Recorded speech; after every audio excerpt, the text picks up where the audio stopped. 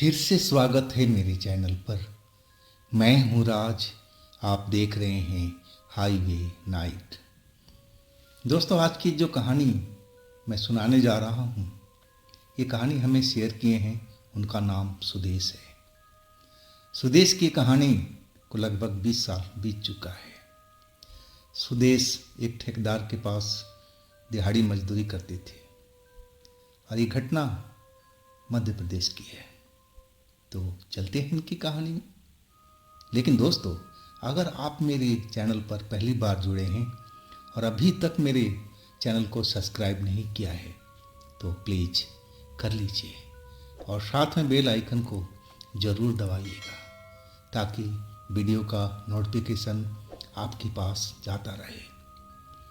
तो शुरू करते हैं आज की कहानी। दोस्तों, मेरा नाम सुदेश है। इस घटना को लगभग 20 साल के आसपास तो बीत चुका है। मैं एक ठेकेदार के पास मजदूरी करता था। ठेकेदार का कई जगह काम चल रहा था और उसको एक नया काम मिला था, एक हाईवे पर गोदाम का काम। और इसके बाद वो कुछ मजदूरों को लेकर के, मिस्त्री को लेकर के, जिसमें मैं भी शामिल था, और उस जगह पर पहुंच गए। वो हाईवे से थोड़ी दूरी पर बन रहा था एक गोदाम। अभी तो उसका नींव का स्टार्ट भी नहीं हुआ था। सिर्फ एक कमरा बना हुआ था, बड़ा सा हॉल जैसा, और उसमें जो काम आने वाली चीज़ थी और उसमें वो रखा हुआ था, जस्ट लाइक एक गोदाम की तरह। अब ठेकेदार अपने मिस्त्री के द्वारा सब कुछ पैमाइश करने के बाद में अब फिर वो निकल गया था, बोल करके कि मैं एक दिन के बाद में आऊँगा, ज़रूरत के सामान सब ले करके। अब उस जगह पर हमें जो काम बता के गया था, उस जगह की नींव की खुदाई करनी थी।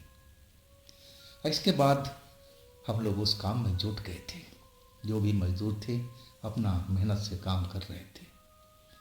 अब रात को हमें उसी गोदाम में सोना था जो बना हुआ था। वहाँ पर छोटा सा एक गोदाम जिसमें कुछ सामान भी रखे हुए थे, उसी में हमें खाना भी बनाना था, हमें सोना भी था। तो आखिरकार शाम हो गई तो सारे मजदूर मिल करके हम खाना की तैयारी करने लगे थे। मजदूर गिनती के 8 लोग थे। उसमें एक थोड़ा एजेड थे, उनको हम चाचा कहते थे।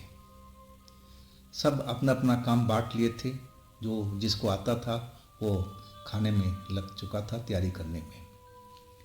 मैं भी अपने काम में था। जो भी काम मुझे मिला था वो मैं कर रहा था। वो दरवाज़ा हमने बाहर से जो खुला हुआ था उसको हमने बंद कर दिया था, यानी कि अब कुछ रात ज़्यादा ही हो गई थी, करीब 9 के आसपास का टाइम हो गया था और तेज़ तेज़ हवा भी चल रही थी। अब मार्च का महीना था, ठंडक थी हवा में, तो इसलिए दरवाज़ा को हमने बंद कर लिया था। अब खाना पीना बन चुका था और उस टाइम में वहाँ पर बिजली नहीं थी। हमारे पास लालटेन थे, 4 लालटेन जो हम लोग ठेकेदार ने हमें दिया था, और वही लालटेन जला करके हम लोग सारा काम कर रहे थे। खाना पीना खाने के बाद में अब हम सोने की तैयारी कर रहे थे और थके हारे तो थे ही, और बिस्तर पर पड़ते ही नींद आ गई थी। जब तेज आवाज होने लगा उस जगह पर तो मेरी नींद खुली। मैं देखा 3 लालटेन बुझी हुई थी और एक लालटेन जल रही थी और उससे थोड़ा बहुत उजाला हो रहा था। पहले मैं ही जगा था जब वो आवाज़ हुई थी। जैसे लगा था कि कोई दरवाजे को पीट रहा हो ज़ोर ज़ोर से। और इसके बाद तो सारे मजदूर जग गए थे, एक दूसरे की तरफ देखने लगे कि आखिर इतनी रात में कौन हो सकता है। अब जिसके पास घड़ी थी वो घड़ी देख करके बोला, अरे अभी तो रात के 12:30 बजे हैं, कौन आ सकता है? क्या ठेकेदार आ गया क्या? वो तो कल आना था। और दरवाजे पर दस्तक बारंबार हो रही थी। दरवाज़ा कोई खटखटा रहा था तेज तेज आवाज़ में। आखिरकार एक लड़का उठा और कहने लगा कि कम से कम देखना तो चाहिए कि आखिर दरवाज़ा कौन खटखटा रहा है। और वो दरवाज़ा खोला नहीं, दरवाजे के पास खड़ा होकर के अब बोलने लगा कि कौन है जी, क्या काम है, किससे काम है। लेकिन बाहर में जो भी दरवाज़ा खटखटा रहा था वो आवाज़ किया नहीं कि मैं कौन हूँ, किस मकसद से इस टाइम में आया हूँ और क्या ज़रूरत है, क्या काम है। सिर्फ दरवाजे को ठोकता जा रहा था जो भी था। और वो लड़का बार बार कह रहा था कि आप बताइए क्या काम है इतनी आधी रात को। लेकिन जो भी था दरवाजे पर वो कुछ भी नहीं बता रहा था, बस दरवाज़ा ठोकते जा रहा था। अब सब लोग एक दूसरे की तरफ देख रहे थे और जो चाचा थे वो भी जगे हुए थे। और वो उस लड़की को आवाज़ दिए कि बाबू तुम वापस आ जाओ। वो लड़का वापस आ गया, लेकिन जो दरवाज़ा बज रहा था, आवाज़ हो रही थी, वो लगातार हो रही थी, रुकी नहीं रही थी। जैसे दरवाजे पर खड़ा कोई बहुत अर्जेंट काम हो और दरवाज़ा खोलने की कोशिश कर रहा हो।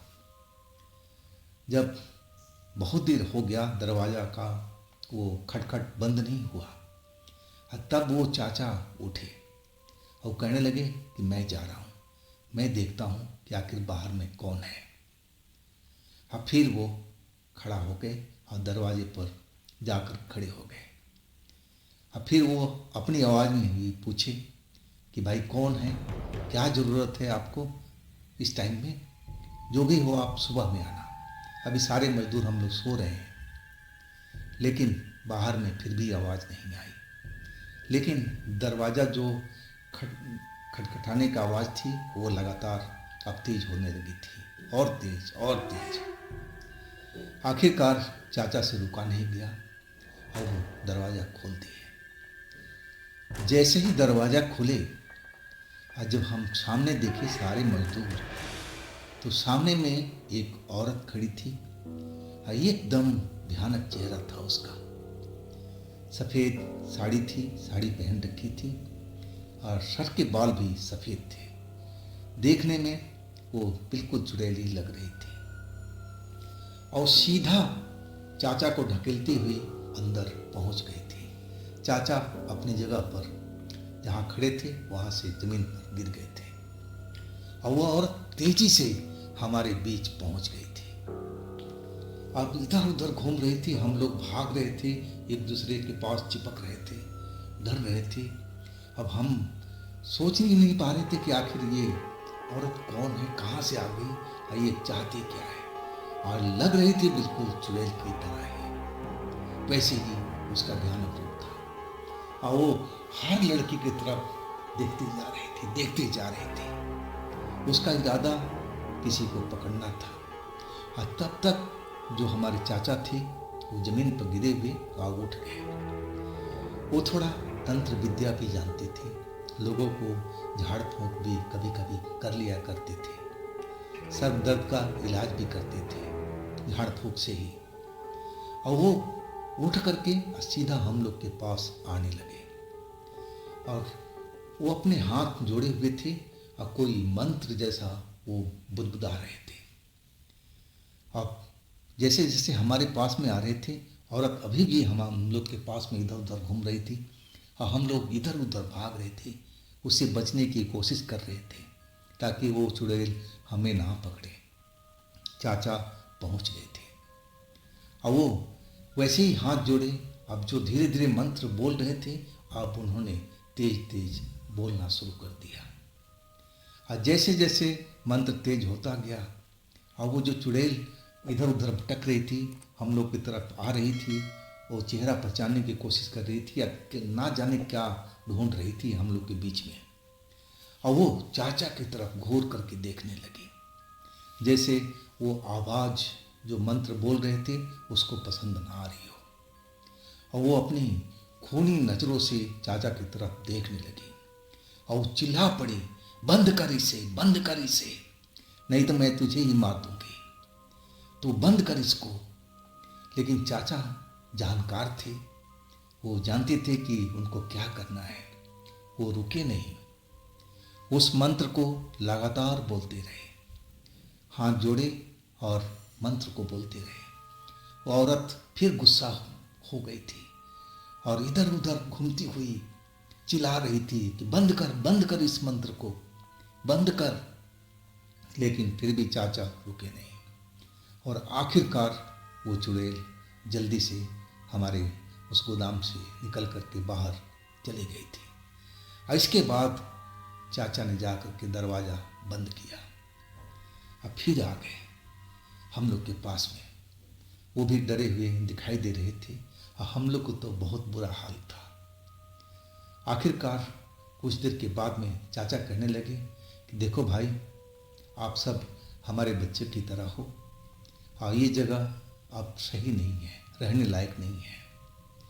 इस चुड़ैल जो अभी आई थी ये शायद इसी का घर है, ये यहीं पर रहती है और उसको पसंद नहीं है कि यहाँ पर कोई रहे, इसीलिए वो अंदर आई थी। तो दोस्तों, जैसे भी हो सुबह तक हम इंतज़ार करेंगे और इसके बाद इस जगह को हम लोग खाली कर देंगे। इस जगह में हम रात में नहीं रहेंगे। चाचा फैसला सुना दिए थे, लेकिन रात तो अभी भी बितानी थी।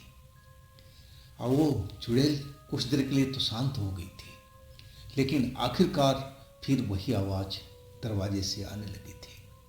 ठक ठक ठक ठक, बहुत ज़ोर ज़ोर से आवाज़ दरवाजे से आ रही थी और सारी रात ऐसे ही चलती रही। सारी रात हम लोग डरे हुए बैठे रहे, एक दूसरे के पास, एक दूसरे को चिपके हुए। डर का माहौल बहुत ज़्यादा हो गया था।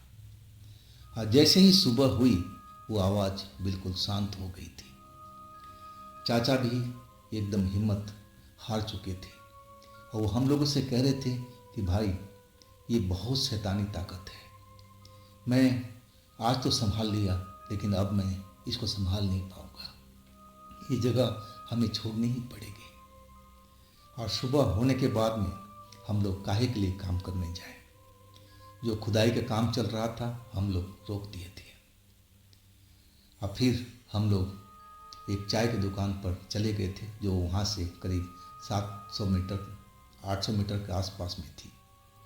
और वहीं पर हम लोग दोपहर तक चाय नाश्ता किए और वहीं बैठे रहे। और इसके बाद हम लोग उसी जगह पर आए थे। अब ठेकेदार का एक बंदा आकर के हम लोग का इंतज़ार कर रहा था। वो कहने लगा गुस्से में कि भाई, तुम लोग कहाँ गए थे? यहाँ तो काम आपको करना था, तो सारे कहाँ गए थे? अब वही चाचा कहने लगे कि नहीं भाई, हम यहाँ पर काम नहीं करेंगे। अब फिर वो रात वाली घटना बताने लगे थे।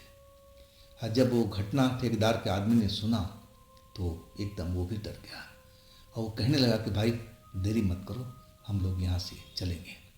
जो होगा मैं ठेकेदार को बता दूंगा।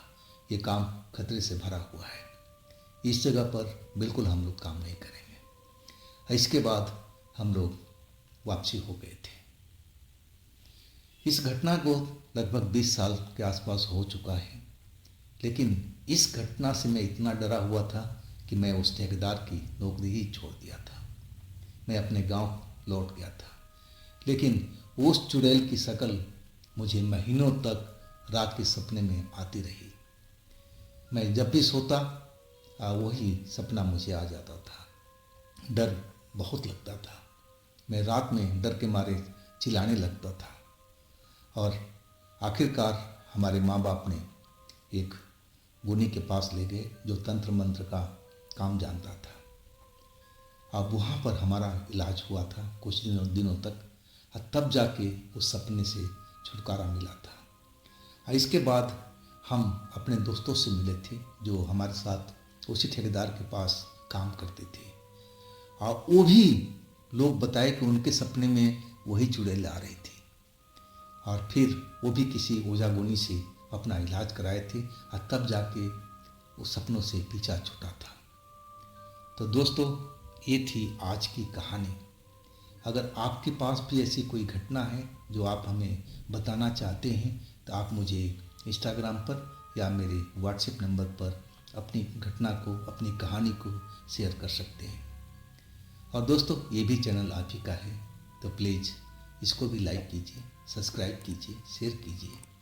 और फिर हम मिलते हैं अगले रोज़ एक नई घटना, एक नई कहानी में। आप लोग अपना ख्याल रखिएगा। नमस्कार।